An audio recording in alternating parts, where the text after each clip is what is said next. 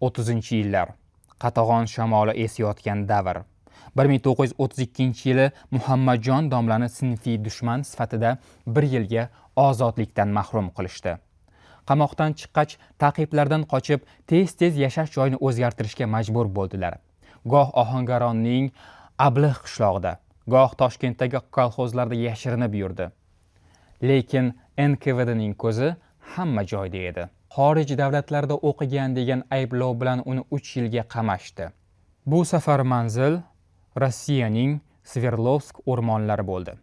U yerda alloma Qur'on hofizi qo'liga bolta olib, qarag'ay kesishga majbur qilindi. Jazo tugashi bilan esa urush boshlandi.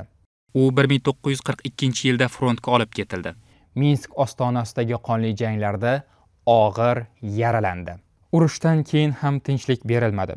1949-yilda mavjud siyosiy tuzumga qarshi degan soxta ayblovlar bilan u kishi naq 25 yilga ozodlikdan mahrum qilishdi. Bu safar esa uni Qozog'iston lagerlariga yuborishdi. Kamera va lagerda domlaga 500 ta qo'y boqish topshirildi. Og'ir mehnat va azoblar tufayli domla Qur'onni unuta boshladilar. Ammo cho'ponlik Allohning bir ne'mati bo'ldi. U kishi har kuni qo'y boqib yurib, 15 pora Qur'onni 2 kunda bir marta xatm qilardilar. Qo'ylar u kishiga shunday o'rganib qolgan edilarki, oddiy cho'ponlardek emas, balki shunchaki chaqirish orqali boshqarar edilar.